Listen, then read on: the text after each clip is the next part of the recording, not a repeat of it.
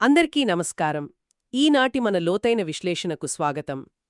ఈరోజు మనం ఎంచుకున్న అంశం ఒక రకంగా చెప్పాలంటే మనందర్నీ కొంచెం లోతుగా ఆలోచింపజేసేది. అవును.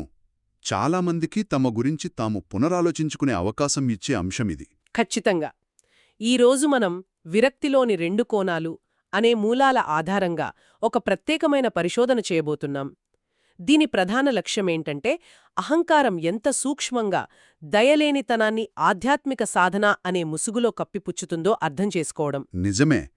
ఆధ్యాత్మికత పేరుతో జరిగే ఒక మానసిక మోసాన్ని మనం డీప్ డైవ్ చేయబోతున్నాం ఈరోజు. దానికి సంబంధించి బుద్ధుని బోధనలలో ఒక అద్భుతమైన చాలా లోతైన వాక్యముంది. నేను దాని చదువుతాను వినండి. వేరత్తత పతిరూపకేన సత్తేసు అదయాపన్నత వంచేతి. వినడానికి చాలా గంభీరంగా ఉంది కదా ఈ వాక్యం. అవును. అసలు ఈ పాలివాక్యానికి అర్థమేమిటి? బుద్ధుని బోధనల ప్రకారం ఆధ్యాత్మికత పేరుతో ఈ మోసం ఎలా జరుగుతుందో కొంచెం వివరిస్తారా? తప్పకుండా. బుద్ధుని బోధనల్లోని ఈ సిద్ధాంతం అహంకారం తనను తాను రక్షించుకోవడానికి ఆధ్యాత్మికతను ఒక కవచంగా ఎలా వాడుకుంటుందో చాలా స్పష్టంగా చెప్తుంది. అంటే తమను తాము ఉన్నతంగా చూపించుకోవడానికి వాడే మోసుగు అంటారా? ఖచ్చితంగా అదే. ఆ వాక్యానికి అసలు అర్థమేంటంటే మన చుట్టూ ఉన్నవారి పట్ల, ముఖ్యంగా ఆత్మీయుల పట్ల కనీస కరుణ లేదా దయ చూపకపోవడాన్ని విరక్తిగా భ్రమించడం. ఓహో, దయ లేకపోవడాన్ని విరక్తి అనుకోవడమన్నమాట. అవును. పైకి చూసేవారికి ఇదొక గొప్ప ఆధ్యాత్మిక స్థితిలా కనిపిస్తుంది. వారు దేనికి కోపపడరు, సంతోషపడరు, చలించరు. కాని లోపల చూస్తే అక్కడ ఎలాంటి ప్రశాంతత ఉండదు. కేవలం దయలేని స్వభావం మాత్రమే ఉంటుంది. అంటే ఇక్కడ అసలు ప్రశ్న మొదలవుతుంది. మూలాల ప్రకారం ఈ అనగా విరక్తి అనేది రెండు రకాలుగా ఉంటుందని చెప్తున్నారు కదా. అత్యంత సన్నిహితులు లేదా ఆత్మీయుల పట్ల అతిగా వ్యామోహం పెంచుకోకపోవడమే ఈ విరక్త అని చెప్పారు. అవును. అయితే ఇది రెండు పూర్తిగా భిన్నమైన మార్గాల్లో వ్యక్తమవుతుంది. మొదటిది త్యాగం ఆధారంగా వచ్చే నైపుణ్యంతో కూడిన విరక్తి. రెండవది దయలేనితనం ఆధారంగా వచ్చే నైపుణ్యం లేని విరక్తి. ఈ రెండూ ఒకదానికొకటి పూర్తి వ్యతిరేకం కదా. అసలు వీటిని ఎలా విడమర్చి చూడాలి? ముందుగా ఈ నైపుణ్యంతో కూడిన విరక్తి అంటే స్కిల్ఫుల్ డిటాచ్మెంట్ గురించి మాట్లాడుకుందాం. బుద్ధుని బోధనలలో దీన్ని పాలీ భాషలో విరాగా అంటారు. ఇది విరమణ మరియు కరుణ అనే రెండు బలమైన పునాదుల మీద ఆధారపడి ఉంటుంది. కరుణతో కూడిన విరక్తి వినడానికి చాలా బావుంది. అయితే దీని గురించి మూలాలలో ఇచ్చిన ఒక ఉదాహరణ నన్ను నిజంగా చాలా ఆశ్చర్యపరిచింది. ఏనుగుల గుంపు ఎదురైన తల్లి ఉదాహరణ కదా. అదే. ఆ ఉదాహరణ కొంచెం షాకింగ్గా అనిపిస్తుంది వినడానికి. దట్టమైన అడవిలో ఒక తల్లి తన పిల్లలతో ప్రయాణిస్తుంటుంది. అకస్మాత్తుగా క్రూరమైన ఏనుగుల గుంపు అవుతుంది. అవును. ఆ పరిస్థితుల్లో ఆ తల్లి ఏం చేస్తుందంటే తన పిల్లల మీద ఎంత ప్రేమ ఉన్నప్పటికీ తన ప్రాణాలను కాపాడుకోవడానికి ఆ తల్లి పిల్లలను వదిలేసి పరుగెత్తుతుంది అనుంది. ఇది వినడానికి చాలా విచిత్రంగా, అత్యంత కఠినంగా అనిపిస్తుంది కదా. సాధారణ దృష్టితో చూస్తే ఎవరికైనా అలాగే అనిపిస్తుంది. పిల్లలను వదిలేసి ప్రాణాలు అరచేతిలో పెట్టుకుని పారిపోవటమనేది పూర్తి స్వార్థం కదా. దాన్ని బుద్ధుని బోధనలు ఒక నైపుణ్యంతో కూడిన విరక్తిగా ఎలా సమర్థిస్తున్నాయో కొంచెం వివరిస్తారా? ఇక్కడే మనం జాగ్రత్తగా బుద్ధుని బోధనల వెనుక ఉన్న లోతైన అంతరార్థాన్ని అర్థం చేసుకోవాలి. మనం ఆ అడవిని సంసారం లేదా జనన మరణాల చక్రంతో పోల్చి చూడాలి. ఓకే, అంటే అడవి ఒక రూపకమన్మాట. అవును. ఆ ఏనుగుల గుంపనేది భయంకరమైన దుఃఖానికి ప్రతీక. ఇక్కడ తల్లి ఉద్దేశం తన పిల్లలను వదిలించుకోవాలని కాదు, వారిమీద ద్వేషంతో తీసుకున్న నిర్ణయం అంతకంటే కాదు. మరి దేనికోసం అలా చేసింది అంటారు? ప్రాధాన్యతను గుర్తించడం కోసం. సంసారమనే అడవిలో ఆ క్రూరమైన దుఃఖానికి అందరూ ఒకేసారి బలైపోయి నశించిపోవడం కంటే తన ఆధ్యాత్మిక హృదయాన్ని ముందుగా రక్షించుకోవడం ఇక్కడ ముఖ్యం. అంటే తాను బతికి ఉంటేనే ఇంకేదైనా చేయగలదు అనే ఉద్దేశంతోనా? ఖచ్చితంగా. తాను ఆధ్యాత్మికంగా నిలబడి ఉంటేనే ఆ తర్వాత దుఃఖం నుండి పూర్తిగా విముక్తి పొందే మార్గాన్ని అన్వేషించగలదు. ఇది భయంతో కూడిన పలాయనం కాదు, సంసారంలోని దుఃఖాన్ని అర్థం చేసుకుని విముక్తి కోసం చేసిన అత్యంత కఠినమైన కానీ అవసరమైన త్యాగం. అర్థమైంది. అంటే ఆ తల్లి తీసుకున్న నిర్ణయం వెనుక ద్వేషం లేదు, ఒక అత్యున్నతమైన లక్ష్యం కోసం చేసిన చాలా బాధాకరమైన ఒక స్కిల్ఫుల్ నిర్ణయమన్నమాట. సరిగ్గా చెప్పారు. అయితే మూలాలలో ఇంకొక ఉదాహరణ కూడా ఉంది. ఒక వ్యక్తికి తన భార్యాపిల్లల మీద ఎంతో ప్రేమ ఉంటుంది. కానీ నిరంతరం ఆ ప్రాపంచిక బంధాలల్లో చిక్కుకుపోవడం వల్ల అంతిమ విముక్తి లభించదని అతను గ్రహిస్తాడు. అవును. అప్పుడతను ఆ విముక్తి కోసం ఒక భిక్షువుగా మారిపోతాడు. లేదా ఎక్కడో ప్రశాంతమైన ప్రదేశానికి వెళ్లి ధ్యానం చేసుకోవటం మొదలుపెడతాడు కదా. మళ్ళీ ఇక్కడ కూడా ఒక చిన్న సందేహం వస్తుంది. ఇలా కుటుంబ బాధ్యతలను వదిలేసి ఒక భిక్షువుగా వెళ్ళిపోవటమనేది బాధ్యతల నుండి తప్పించుకోవటం కాదా అనిపిస్తుంది. ఈ అనుమానం రావడం చాలా సహజం. ఇక్కడే మనం మైత్రి అనే భావనను అర్థం చేసుకోవాలి. ఒక వ్యక్తి భిక్షువుగా మారడం వెనుక ఉన్న లక్ష్యం ప్రపంచాన్ని ద్వేషించడం కాదు. అంటే వారిలో ఆ ప్రేమ అలాగే ఉంటుందంటారా? ఖచ్చితంగా.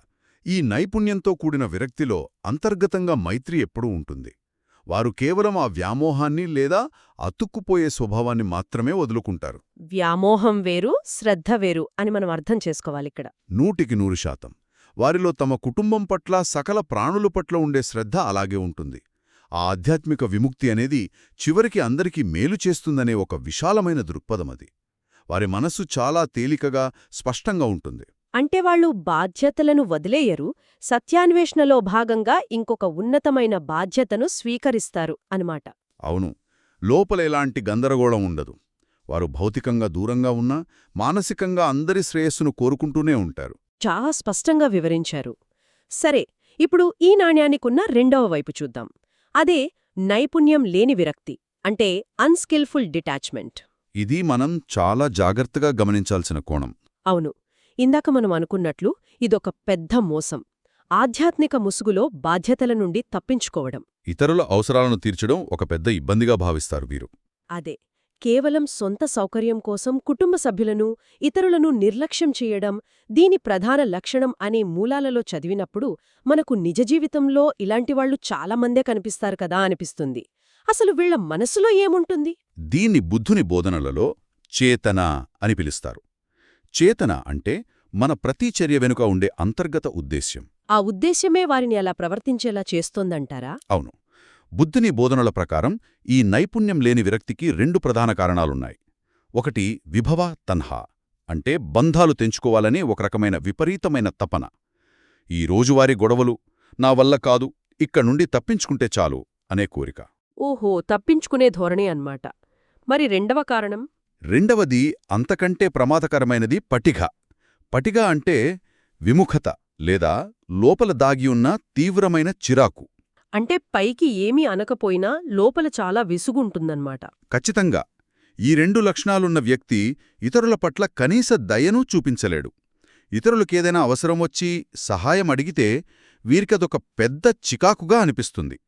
తమ ప్రశాంతతను ఎవరో నాశనం చేస్తున్నారని ఫీలవుతారు. ఇది వింటుంటే అహంకారమాడే నాటకం ఎంత అద్భుతంగా ఉంటుందో అనిపిస్తుంది. అంటే ఈ వ్యక్తి తనలో ఉన్న సహజమైన దయను ఉద్దేశపూర్వకంగా అణచివేస్తాడనమాట. అవును. తనను తాను మోసం చేసుకునే విధానమది. ఎవరైనా కష్టంలో ఉంటే వాళ్లను చూసి చలించకుండా ఉండటమే గొప్ప ఆధ్యాత్మికత అని నమ్మించుకుంటాడు. నాకు ఎవరిమీద వ్యామోహం లేదు, నేను దేనికి చలించను అని ఒక భ్రమను సృష్టించుకుంటాడు కదా. సరిగ్గా చెప్పారు. వాస్తవానికి అక్కడున్నది చిరాకు, బాధ్యతల పట్ల భయం. కాని దానికి విరక్తి అనే గొప్ప పేరు పెట్టుకుని తిరుగుతారు. ఇది అహంకారానికి ఒక కొత్త రూపం అనుకోవచ్చు. ఏమాత్రం సందేహం లేదు. వారు దేనికీ ప్రతిస్పందించడం లేదు కదా. అనగా నాన్ రియాక్టివ్గా ఉన్నారు కాబట్టి తాము చాలా స్థిరంగా ఉన్నామని, తమ మనస్సు చాలా ఉన్నత స్థితికి చేరుకుందని బలంగా నమ్ముతారు. కానీ లోపల ఏం జరుగుతుందో వాళ్లకే తెలియదు. అవును. వారు తమలోని కరుణను పూర్తిగా చంపేసుకున్నారు. వాళ్ల హృదయం ఒక రాయిగా మారిపోయింది. ఇతరుల కష్టాలను చూసి స్పందించకపోవడాన్ని ఒక ఆధ్యాత్మిక విజయంగా వారు పొరబడుతారు. వావ్! అంటే స్వార్థాన్ని ఆధ్యాత్మికత అనుకుంటున్నారు. ఆ పటిగా లేదా చిరాకు అనేది వారి ప్రతిచర్యలోనూ అంతర్గతంగా దాగి ఉంటుంది. ఇక్కడే విషయం మరింత ఆసక్తికరంగా మారుతుంది. మనమిందాక ఒక భిక్షువు ఉదాహరణ చూశాము, అలాగే ఈ నకిలీ విరక్తి ఉన్న వ్యక్తిని కూడా చూస్తున్నాము. బయట నుండి చూసే ఎవరికైనా ఈ 2 రకాల విరక్తులు దాదాపు ఒకేలా కనిపిస్తాయి కదా. అవును. బాహ్యంగా ఇద్దరూ ఒకేలా ప్రవర్తిస్తున్నట్లు అనిపిస్తుంది. నిజమైన భిక్షువు కుటుంబంతో తక్కువ సమయం గడుపుతాడు, ప్రాపంచిక విషయాలకు దూరంగా ఉంటాడు. ఈ నకిలీ ఆధ్యాత్మికవాది కూడా అంతే కదా. ఇద్దరూ ఒంటరిగా కూర్చుని ధ్యానం చేస్తున్నట్లు కనిపిస్తారు. నిజమే. చూసే కళ్లకు తేడా తెలియదు. మరి ఈ రెండింటి మధ్య ఉన్న వ్యత్యాసాన్ని ఎలా గుర్తించాలి? మూలాలలో దీనిని దగ్గరి శత్రువు అని ప్రస్తావించారు కదా, ఆ కాన్సెప్ట్ గురించి కొంచెం వివరిస్తారా? ఇది బుద్ధుని బోధనలలో అత్యంత సున్నితమైన లోతైన విధానం. ఒక సద్గుణానికి అతి దగ్గరగా ఉంటూ అచ్చం ఆ సద్గుణంలాగే కనిపించే దుర్గుణాన్ని దగ్గరి శత్రువు అంటారు. అంటే ఒక నకీలీ కాపీ లాంటిదా? ఒక రకంగా చెప్పాలంటే అంతే. అజ్ఞానమనేది ఉపేక్షలాగా నటిస్తుంది. ఒక మనిషి బయట ప్రవర్తన ఎంత ప్రశాంతంగా ఉన్నా అంతర్గత వ్యత్యాసం చాలా తీవ్రంగా ఉంటుంది. అంటే వారి ఉద్దేశాలలోనే అసలు తేడా ఉందన్నమాట. ఖచ్చితంగా. నైపుణ్యం లేని విరక్తిలో ప్రధాన ఉద్దేశం ద్వేషం. దీన్ని పాలిలో దోస అంటారు. వారు పైకి ఏమీ మాట్లాడకపోవచ్చు, కాని ఎవరైనా పలకరిస్తే లోపల వాళ్లకు కోపమొస్తుంది. మరి అలా బాధ్యతాయివు నిర్లక్ష్యం చేయడం వల్ల వాళ్లకే నష్టం కదా? అవును. తమ మీద ఆధారపడిన వారిని నిర్లక్ష్యం చేయడం వల్ల వీరు నిరంతరం చెడు కర్మను మూటగట్టుకుంటారు. తాము కర్మబంధాల నుండి విడిపోతున్నామని వారు భ్రమపడతారు. కాని వాస్తవానికి ప్రతికూల కర్మను లోపల పోగు చేసుకుంటున్నారు. అంటే వాళ్ల మనస్సు లోపల ప్రశాంతత ఉండదు, చాలా భారంగా ఉంటుందన్నమాట. అవును. కాని నిజమైన విరక్తి ఉన్నవారు ఇతరులను చూసి భారంగా ఫీలవ్వరు. వాళ్ల లోపల ఏ విధమైన ద్వేషముండదు. వారి అంతర్గత స్థితి చాలా తేలికగా ప్రశాంతంగా ఉంటుందనుకుంటా. అక్షరాల అంతే. నిజమైన విరక్తి సాధించిన వారి లోపల, లేదా ఒక నిజమైన భిక్షువు లోపల చాలా ప్రశాంతమైన, విశాలమైన వాతావరణముంటుంది. వారు చెయ్యాల్సిన బాధ్యతలను ఎలాంటి బరువు లేకుండా అత్యంత కరుణతో నిర్వర్తిస్తారు. ఎవరైనా సహాయం అడిగితే వారు విసుక్కోరు కదా? అస్సలు విసుక్కోరు. వారి లోపల దాగియున్న మైత్రి వెంటనే స్పందిస్తుంది. కాని కపట విరక్తి ఉన్నవారు ఇతరులను ఒక పరధ్యానంగా లేదా తమ ప్రశాంతతకు భంగం కలిగించే అడ్డంకిగా మాత్రమే భావిస్తారు. అందుకే వారు ఇతరులతో చాలా నిర్దాక్షిణ్యంగా, చల్లగా ప్రవర్తిస్తారు. అవును. జ్ఞానం మరియు దురాశ లేకపోవడమనేది నిజమైన విరక్తికి పునాదైతే, ద్వేషం మరియు భ్రమ అనేవి ఈ నకిలీ విరక్తికి పునాదులు. ఇది మనం చాలా స్పష్టంగా అర్థం చేసుకోవాల్సిన వ్యత్యాసం. ఈరోజు చర్చ నిజంగా ఒక కనువిప్పు లాంటిది. ఒక్కసారి మనం మాట్లాడుకున్న విషయాలను సింపుల్గా చెప్పుకుందాం. తప్పకుండా. నిజమైన విరక్తి అంటే పరిస్థితుల నుండి పారిపోవడం కాదు, కష్టంగా ఉన్న బాధ్యతలను వదిలేయడం కాదు, అన్నిటికంటే ముఖ్యంగా మన హృదయాన్ని రాయిలాగా మార్చుకోవడం అంతకంటే కాదు. అది అపారమైన జ్ఞానం మరియు కరుణతో కూడిన ప్రాధాన్యతను గుర్తించడం. ఇందాక మనం మాట్లాడుకున్న అడవిలో ఆ తల్లి ఉదాహరణలాగా? అవును. ఎవరైనా బంధాలను వదిలేసుకుంటే అది వారు ఇతరులను చూసి విసుక్కుని తీసుకున్న నిర్ణయం కాకూడదు. సకల ప్రాణుల శ్రేయస్సును కాంక్షిస్తూ దుఃఖం నుండి విముక్తి కోసం తీసుకున్న ఒక ఉన్నతమైన అడుగు మాత్రమే అయ్యుండాలి. అంతేకాని నాకెవరితోనూ పనిలేదు అనుకుంటే అది విరక్తి కాదు, కేవలం నైపుణ్యం లేని అహంకారం మాత్రమే. చాలా అద్భుతంగా క్రోడీకరించారు. ఈ మొత్తం చర్చలో మనం ఎప్పటికీ గుర్తుంచుకోవాల్సిన ఒకే ఒక్క పదం చేతన, లేదా మన అంతర్గత ఉద్దేశం. ఖచ్చితంగా. ఆ ఉద్దేశమే మనల్ని నడిపిస్తుంది. మనం చేసే ప్రతి చర్య వెనుక, మనం మాట్లాడే ప్రతి మాట వెనుక ఉన్న అసలు కారణం ఏమిటి అనేది మనకు మనం నిజాయితీగా అంగీకరించాలి. ఆంతరంగిక స్వచ్ఛత లేకుండా, లోపల స్వార్థాన్ని పెట్టుకుని ప్రదర్శించే ఏ బాహ్య వైరాగ్యమైనా అది కేవలం ఆధ్యాత్మిక ముసుగులో ఉన్న ఒక మోసం మాత్రమే. ఇది ప్రతి ఒక్కరినీ లోతుగా ఆలోచింపజేసే అంశం. ఈ లోతైన విశ్లేషణను ముగించే ముందు అందరికీ ఒక చిన్న, కాని చాలా లోతైన ప్రశ్నను వదిలివెళుతున్నాం. బంధాలను వదులుకోవడం లేదా ఒక ప్రాపంచిక విషయానికి దూరంగా జరగడం అనేది అత్యున్నతమైన జ్ఞానంతో జరుగుతుందా, లేదా కేవలం మన సౌకర్యం కోసం చూసుకునే స్వార్థంతో జరుగుతుందా అనేది పైకి చూసేవారికి ఎప్పుడూ ఒకేలా కనిపిస్తుంది. అవును. బయట వ్యక్తులు దీన్ని కనిపెట్టలేరు. మరి అలాంటప్పుడు ఎవరికి వారు తమ మనసులో దాగి ఉన్న నిజమైన ఉద్దేశ్యాలను, ఆ చేతనను ఎంత నిజాయితీగా, ఎంత నిర్దాక్షిణ్యంగా ప్రశ్నించుకుంటే కాని తమ ఆధ్యాత్మిక ప్రగతిని సరిగ్గా అంచనా వెయ్యలేరు కదా? నిజమే. బయట ప్రపంచాన్ని మోసం చేయడం సులువే, కాని మన ఉద్దేశం ఏమిటన్నది మన మనసుకు తెలుసు. ఖచ్చితంగా. ఈ ప్రశ్న మనందరికీ ఒక మార్గదర్శిగా నిలవాలి. మన ఈనాటి లోతైన విశ్లేషణ ఇక్కడతో ఆగిపోదు. ఈ అన్వేషణ మనందరి ఆలోచనల రూపంలో ఇలాగే కొనసాగుతుంది. మరొక ఆసక్తికరమైన అంశంతో మళ్ళీ కలుద్దాం.